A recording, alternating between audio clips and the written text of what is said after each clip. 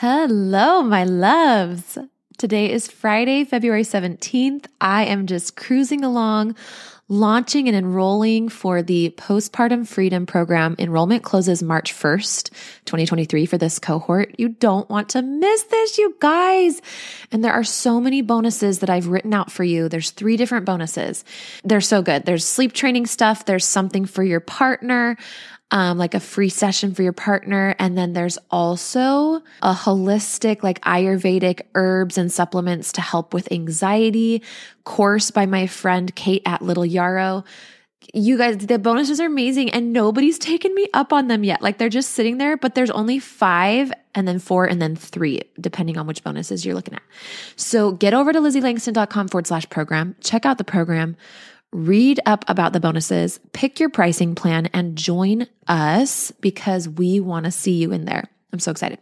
Today's episode is going to be 10 things I learned about postpartum women from doing over 100 free consultations with women over the last few years. I'm so excited to hopefully validate you and open up some new wisdom about this time in all of our lives collectively. And that's one of the things I love about my group coaching program is because there's other women in there, just by nature, just by the nature of the container, you are being exposed to the fact that, oh, I'm not the only one. And you're witnessing other women struggle and then have breakthroughs. You realize it's really just not just you. This is all of us. So many of us have birth trauma. So many of us are struggling with depressiveness, anxiety.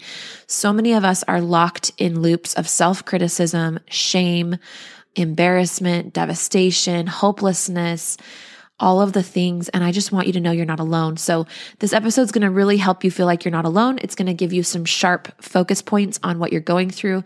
And then of course, come join us in the Postpartum Freedom group coaching program. It's a 12-week container for the live calls, but you get lifetime access. This is the first cohort, by the way. I'm giving lifetime access to the content. And then I have created a backend Facebook group that you get put into once you've graduated. And there's other women in there from the last couple cohorts. So you guys can all be together, continue learning, continue supporting each other. And I'm going to be in there as well. It's really going to have a community feel. So again, it's LizzieLangston.com/program. The link is in my show notes. My name is spelt with Lizzie. And you can't miss this, you guys. We've just got a few more spots left in this cohort. I don't want you to miss this, and know that you can book a consult. I opened up consults. It is a limited number of consults per week, and this is the last 2 weeks. I think I offer like 6 or so consults per week, and it tends to get really busy leading up to the closing of the doors. And so do not wait. You will be kicking yourself because number 1, you could miss bonuses. And number 2, you could miss the chance to even have a consult with me. So I really want to be able to support you and help you make this decision and cross the threshold. I'm very happy and willing to talk to you about maybe any hesitations you have, or just making sure it's the right fit for you, answering your questions. I understand it's a larger investment, and so I'm here for you. So LizzieLangston.com/program. If you scroll down towards the bottom of the page, that's where you can find the consult booking link and information about the bonuses, pricing, everything. You can read about my story on that page. I'm so excited. Everything is here for you. Come join us. All right, let's get started today. Welcome to the Postpartum Coach Podcast, where we embrace our needs as moms, we learn to lead ourselves first, then our families, and where we create our own healing from the inside out to find our way to the work we were meant to do in this world. I'm your host, a fellow mom of 3 and a certified life coach, Lizzie Langston.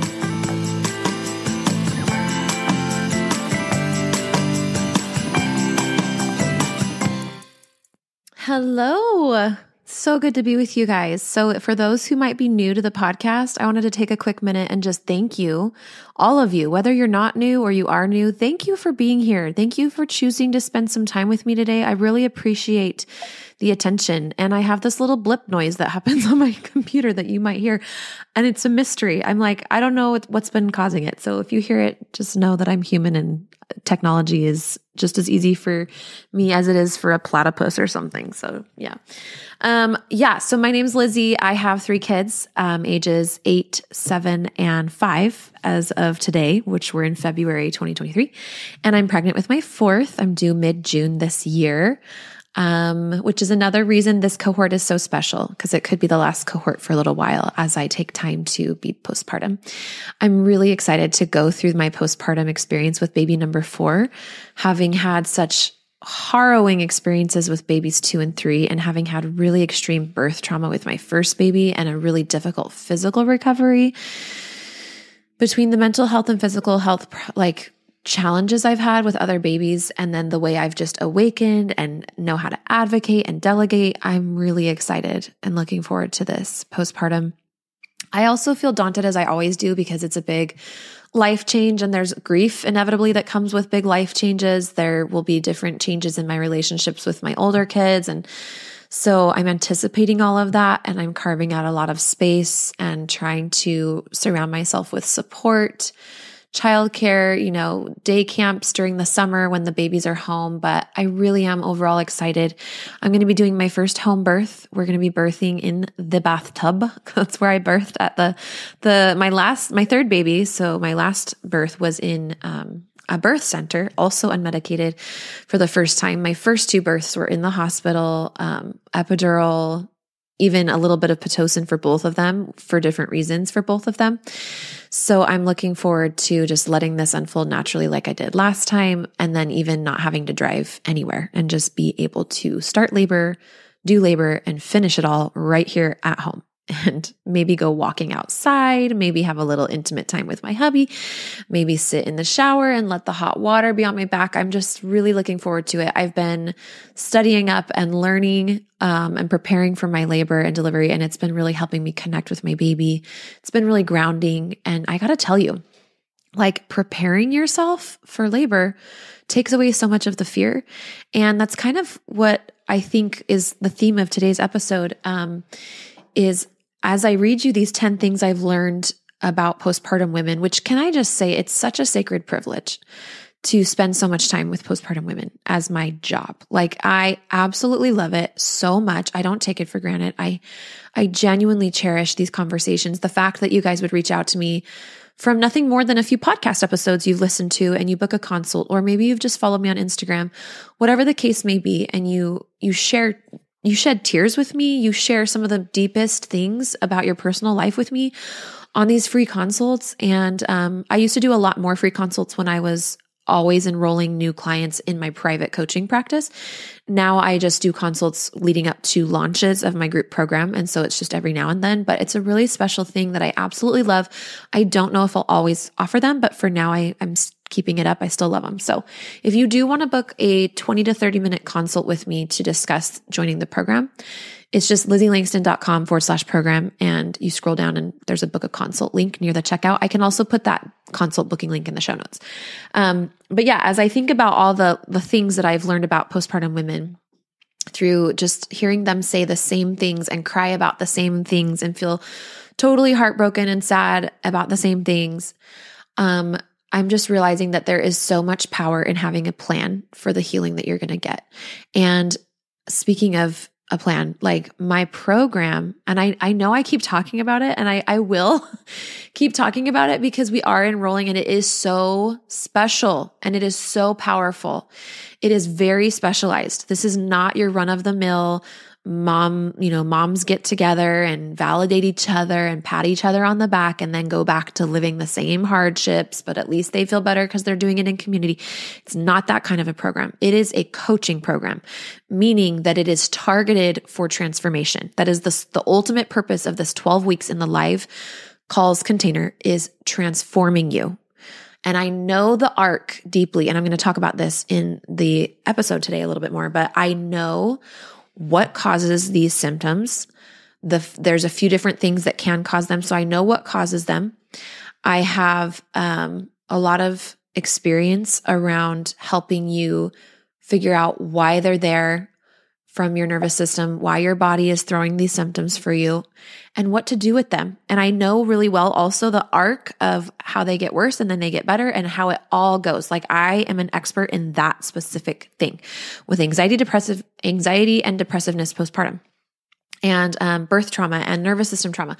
So I'm always learning, and I want to be in 40 years from now, okay, maybe like 20 years from now, I want to be even better at all of this, but I really can help you. It's not been that long ago that I was in the trenches myself, and I've created this program both from all that I've studied, my trauma training and my coaching and therapy and parts work and all of that, but also my lived experience, which is something that I think makes me really set apart from a lot of people that are serving moms in the postpartum realm, is the fact that I've lived it 3 times.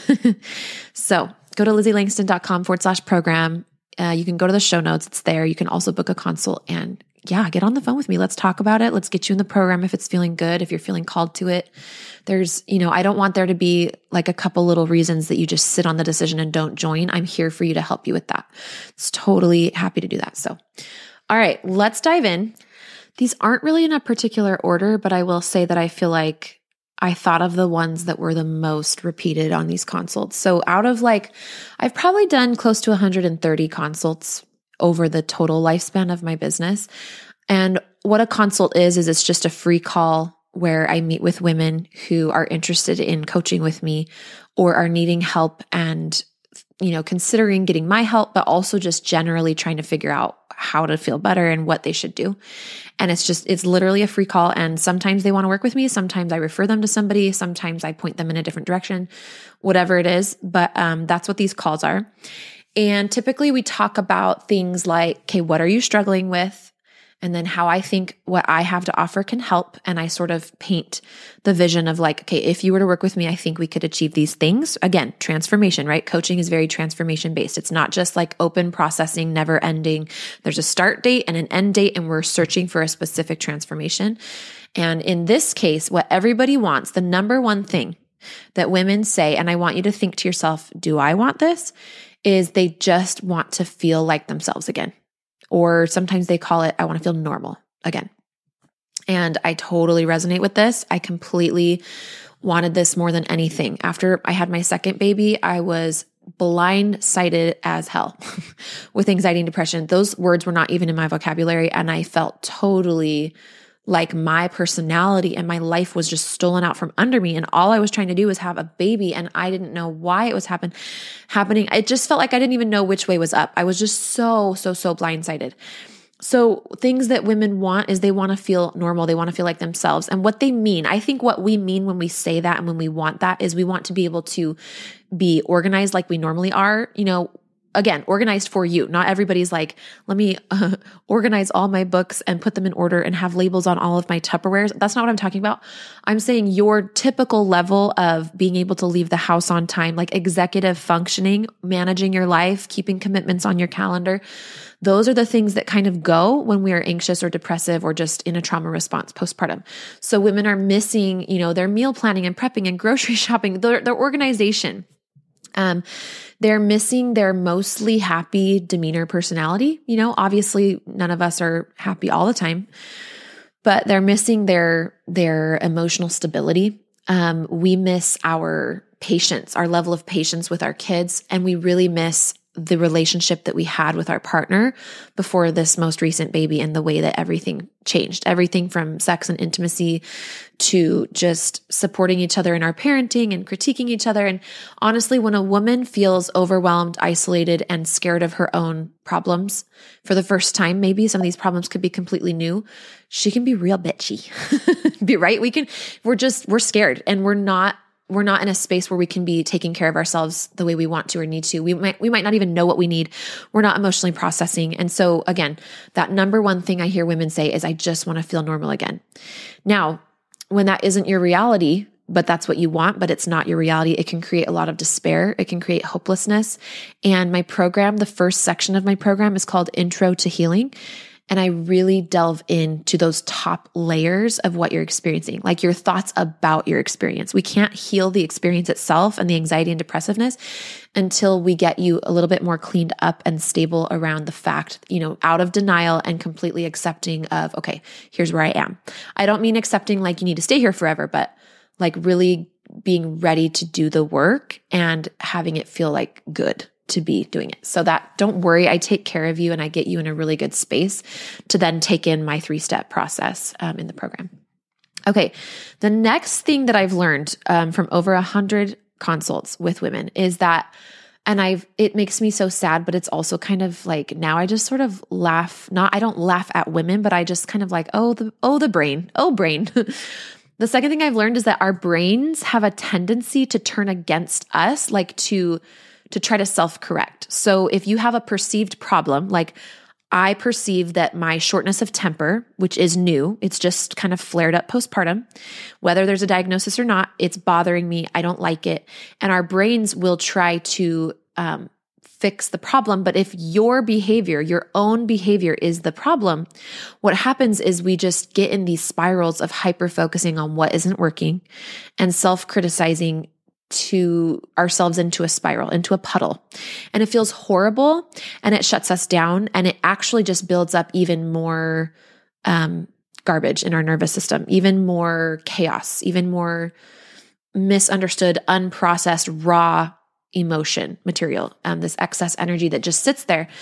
And it's not effective at all, but our brains do it. And so regularly on consults, when I talk with women, they are in this place of like, of course I want help, but I'm kind of upset that I haven't been able to figure it out by myself yet, right? Like typically we're really strong and independent women. And then we're not used to being knocked on our asses. We're not used to being blindsided by something. We're used to struggling and then mastering it and moving on. And we're used to having that confidence. And that's part of our identity is we are strong. We are independent. We can do things. We can do hard things. And then on top of that, we tell ourselves things like, well, it was my idea to have this baby. Like I asked for it. I planned it. I wanted it. So I don't have the right to complain. I shouldn't need help because I put myself into this position. Bogus nonsense, people. This is your brain trying to solve a problem the fast way, trying to take a shortcut. And it's treating you like you're a problem to be solved. And honestly, that is the opposite of what's actually going to help the trauma in your body to rise and release, which is essentially what we need to do in order to get these symptoms to go away. So I have this video. I was looking through my course and thinking about the ways that it solves these 10 things that I've learned from these consults with women, because obviously I created the program from knowing women so well and knowing what they need. And so I was like, okay, which videos in my program actually speak to each one of these? That was kind of a fun thing I did. And this one, I have a video in my very first section where I prepare the ground and the emotional climate for you to really be able to receive the process that I teach you. And it's called Watch Out for Urgency. And like I said, I know the trajectory of how these things start, how they develop, postpartum anxiety, depression, the irritability, all that stuff, how they worsen, and exactly how to undo the patterns of thinking and feeling and disconnection from your body. It isn't hard. It's actually so simple for me, and I'm going to deliver it to you in a simple way. But what is hard is sitting in all of it and watching your life and your motherhood pass you by and having a brain that's being mean to you on top of everything else. What you need more than anything when you're feeling broken is you need compassion. And we have to learn how to give ourselves compassion when we don't like what we're seeing. So what I love about the whole postpartum mental health crisis, if there was anything I could love about it, it is that it basically takes you up a notch in your ability to love yourself. It requires your love for yourself to grow. If you cannot grow your love for yourself, you cannot get yourself out of this. And in a sustainable way. For sure, you can do less sustainable things that will work in the short term, but not the long term. But if you want long-term resilience in both the postpartum realm and other issues that come up the rest of your life, even outside of postpartum and motherhood, you're going to need the skill of knowing when to stop the self-criticism and to soften into self-compassion. And I teach you that and we practice it together. And I am a great example of it inside of my program. Okay. The third thing I learned from over 100 consults is that we cry. We're so emotional, but we cry when we feel emotional safety. And this is subconsciously sensed. So I wanted to tell you a story. My husband in January of this year left on a pretty long work trip, and he was gone for, I think, 6 days or 6 nights, 7 days, I think it was. And then he needed to kind of catch up on some things when he got home. So I just felt like I was single parenting for about 10 days. And I was also pregnant, and my oldest has special needs and had therapy in the home. And we just had like a schedule happening after school. Plus I had my work, my business. And so it was a lot. And what was fascinating is, the moment I realized how much I'd had on my shoulders and how much I'd been holding it together is when I met with my therapist for the first time. So she's actually, I always call her a therapist. She's not a therapist, but I just say therapist because it feels like therapy, but she's not. She's like a wise woman. Okay. I'm going to call her my wise woman. So I met with my wise woman and she really is old and wise. She has like long gray hair. I talk about her a lot. You guys know this.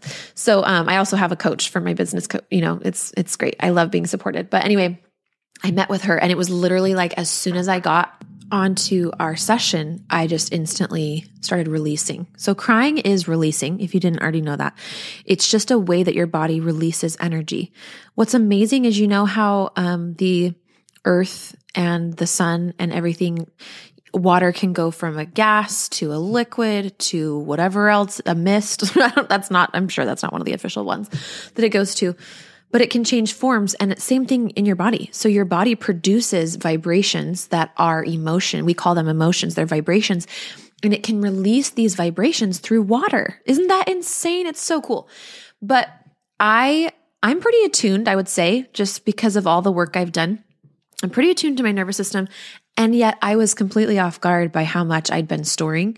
And I didn't realize it until I started to break down crying, or releasing, right, in this very emotionally safe setting with this lady that I work with. And that is often what happens on my consults. And it is also often what happens inside of the program. Now, if you are one of the percentage of women who struggle crying, you struggle to cry, you are uncomfortable with crying, you apologize for crying, you hate crying, then I want you to know that this will be perfect for you, because you're going to normalize your connection to your emotions. You're going to normalize and start to begin to trust and not feel shame about or embarrassment about your body's healthy and natural responses, and what it does when it is full of emotion. So just like crying is a release, anxiety and depression are signals that you need to release. And crying is one way we can release. Getting massage therapy or something like that is amazing. Working with different herbs and stuff.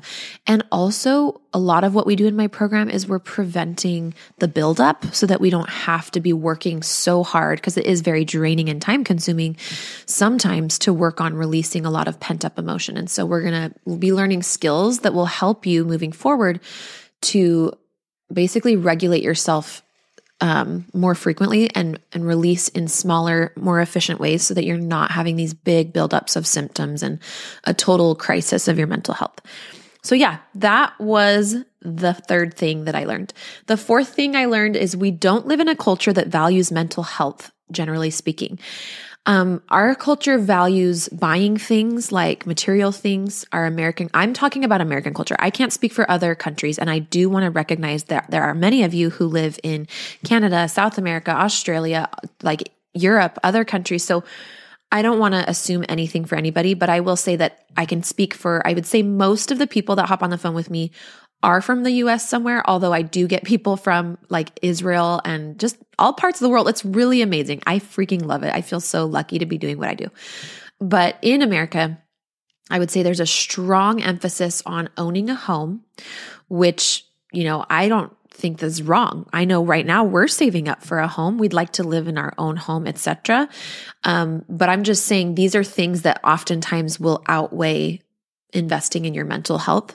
So owning a home, buying things, having your home just so decorated, just so, your front yard looking just so, right? Again, not even passing judgment on these, but we aren't really raised with, just like when we're raised with the family that has like the white picket fence and the nice home and the golden retriever or whatever it is that we were raised to think. It wasn't really mental health. And what we were raised with mental health was like drug commercials, pharmaceutical commercials, which are outlawed in many other countries. You can't advertise medicines. So the culture we live in is a little bit undervalues mental health. It isn't talked about a ton. It's beginning to be more talked about, but it is also, especially post-pandemic, worldwide, it is the most pressing crisis of our generation. Mental health is. And one thought I had as I was contemplating this thing that moms sometimes grapple with is they're learning, essentially. I had to learn this. We all have to learn how to prioritize our mental health and how to value it. We learn the value of mental health by having good mental health taken away through having a baby. And it's not just having a baby, there's lots of other things happening. But when you experience poor mental health for the first time, when you experience a lot of emotional instability, you begin to value it more. Right? It's kind of like all the love songs talk about you didn't know what you had until it was gone, right? The person breaks up with you and then you realize the value of the relationship. And that's kind of how it is with mental health. And so that's what I see a lot of moms starting to recognize as they're getting on the phone with me. I'm telling them about my program. I'm telling them what can happen through the transformation of this program, and they're beginning to realize how valuable their mental health is, and they're beginning to value it for the first time possibly in their life. Because if you're anything like me, I didn't have any experience with anxiety and depression before having kids.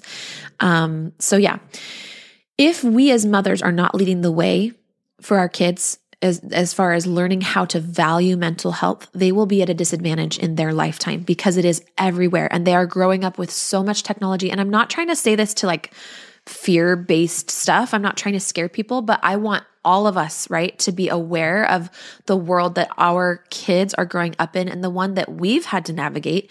They're different and similar in some ways, but either way, mental health is the number one issue among our children and their friends, and will be probably for the next few decades as we figure it out in this Western medical world. And so in the final section of my program, Calm Your Life, we learn how to teach these things and integrate them into our parenting. We teach them to our kids.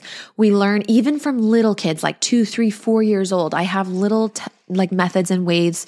I hate the word method. It sounds really boring, but I have little tricks and tips and things that I've created as I have delved into my mental health healing and restoration piece by piece with my children. And they've been learning along with me. And I want you to know that it is a blessing and not a curse.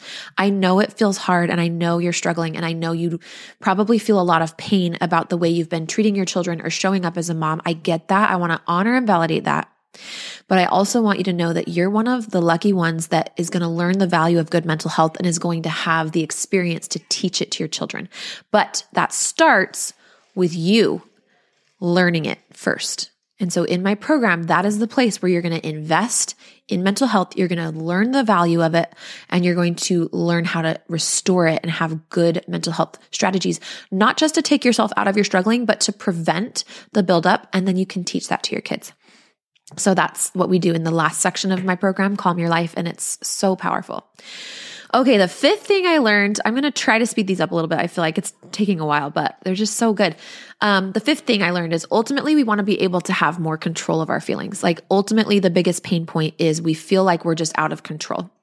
The ups and downs are really concerning to us and to our partners, and we want to know how to self-regulate. And some of us, most of us, if not all of us, really haven't been taught emotional self-regulation. We kind of do this dance around emotions. Like if you look at the cartoons that your children watch, there's a lot of like very surfacey, oh, she's sad, but then we do this and now she's happy and we all move on.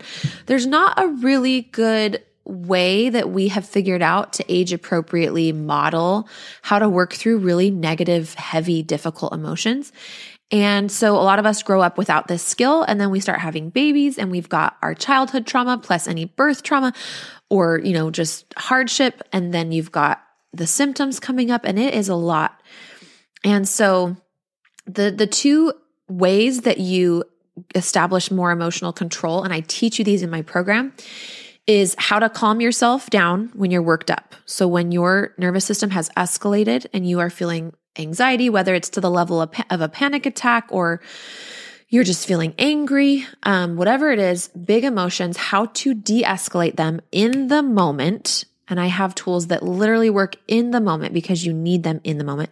And then also how to prevent getting worked up in the first place. And like I said, those are the areas that we do in my program. Wouldn't that be nice? Right? So that's exactly what I teach in the Calm Your Body section. And I really want to validate you. It is so important to feel like we are more emotionally stable, and our children need that. And we need that. It's exhausting not to be, for your marriage as well, for your partner. So the sixth thing that I've learned is, we don't want whatever solution and help that we are looking at getting postpartum. Maybe we're looking into medication or therapy or a program or whatever. We don't want that help to make things worse. We really can't afford to have them get worse because we have little people that depend on us. Maybe we have a job that we're also going back to after we have our baby.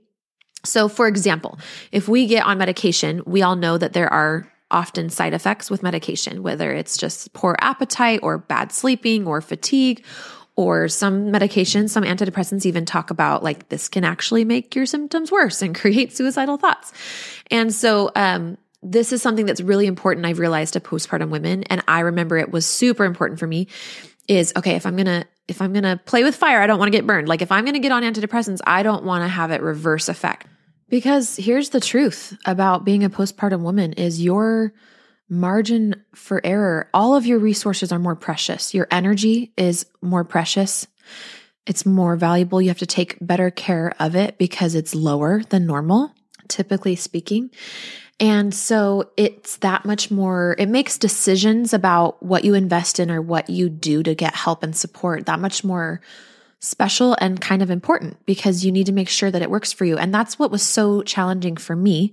So when I was postpartum and I had my first mental health crisis, antidepressants were the only solution I really had heard of and knew about. And they did work well. They worked very slowly. It took about a month before I felt like anywhere near myself again.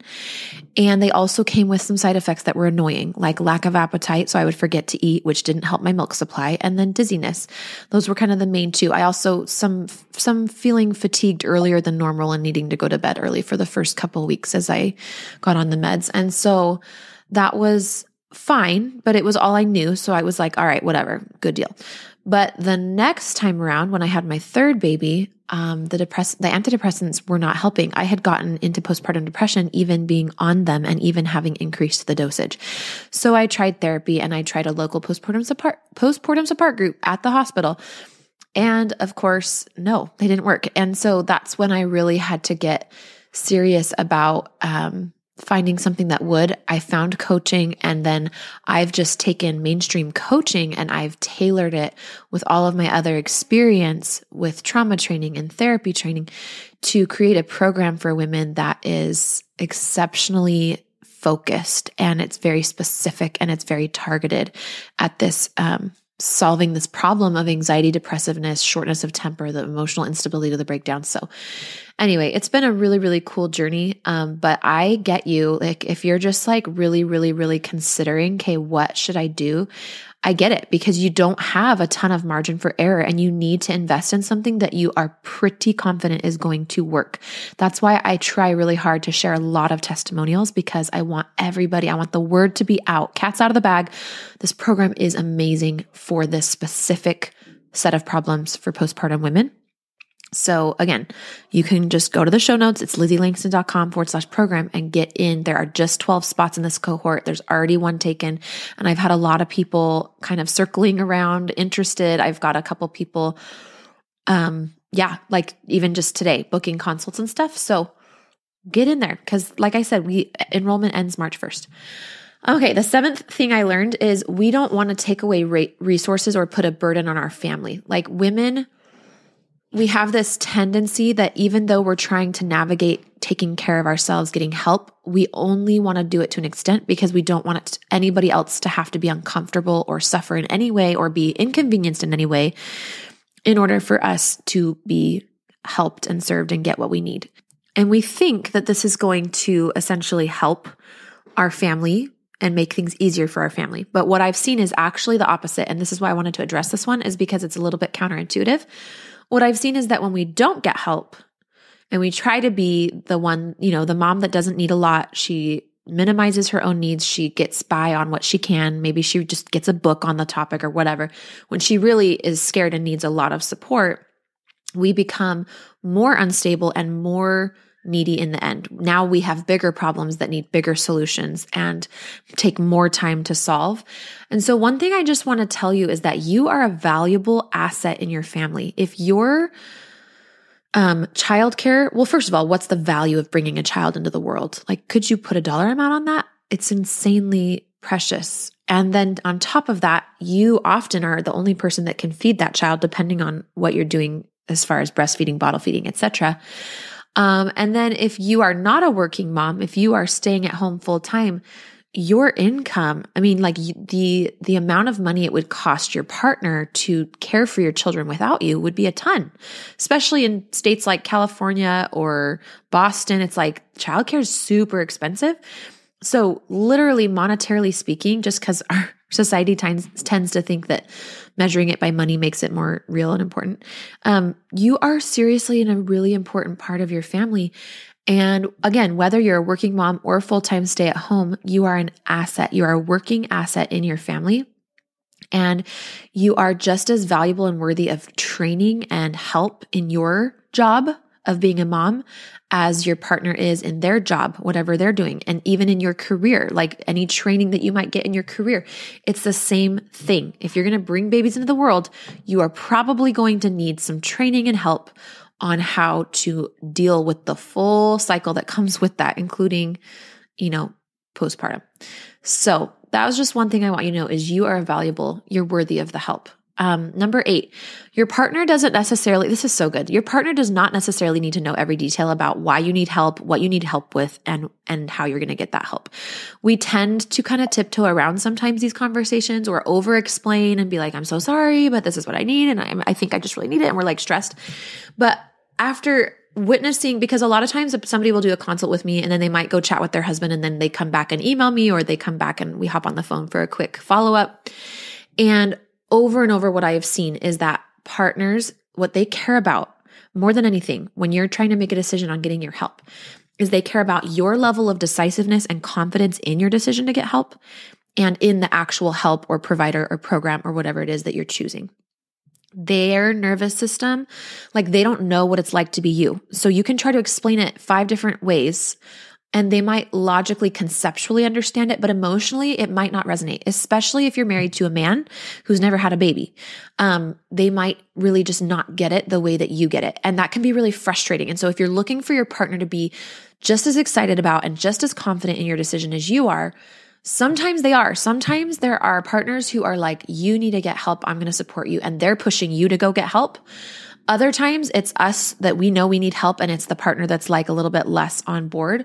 But what you need to know is that they are following your intuitive lead, and energetically, how strong you are in this decision is the biggest communicator. It's more powerful than anything you could say to them or any, testimonials you could show them or any talks about pricing is your intuitive yes on this. So make sure you get to a strong position with your decision on the help you want and how you're going to get that help. When you convey that to your partner, you want to be strong in that.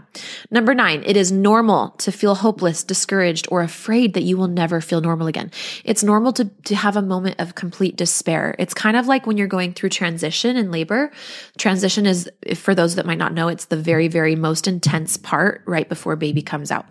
And often it's after the water has broken and it's literally just baby's head bearing down on your pelvic floor. You're going through the vaginal canal. And it can be really, really, really intense. And it's normal during that time to have a moment, like a lot of women have a moment where they feel like they just can't go on. And they're like, I don't know, I can't do this, they want to tap out. I remember having a moment like that in my water birth with my 3rd baby in the birth center.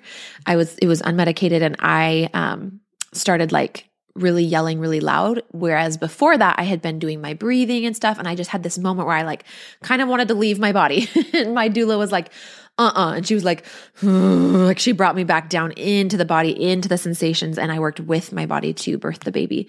And so that's essentially what I'm doing. You might be on this, whether you're on a consult with me or whatever you're experiencing, you might be like, I don't think I can do this. I don't know if I can do this. Like, this is seriously, you might feel frozen. You might feel overwhelmed, discouraged. And what I want you to know is that that's normal. And that's a normal part of the arc of what you go through before you really can solve your problem and get out of it. And so, but here's what I wanted to tell you is your body wants to heal. And if your body is I call it throwing symptoms, but if your body is throwing symptoms like anxiety, depressiveness, irritation, your body is talking to you and it's working, it's trying to work with you. It's communicating, and that's a good thing. That means that it's reaching out for your attention to help it heal. And getting that help and doing that healing will change your entire life. I used to call this program, instead of Postpartum Freedom, I called it Better Than Normal Again, because I truly believe that through the depths that you go through and the transformation that my program helps you get to on the other side, you can change your life and you can feel better than normal again, better than how you did even before. You can have a complete ego death and rebirth and be in the best position that you've ever been in, more aligned than ever. I really believe that's possible. So if you do feel hopeless and discouraged, just know, keep going, follow your gut, follow your intuition. Number 10, the last thing I've learned is there is momentum and power that comes from making a decision.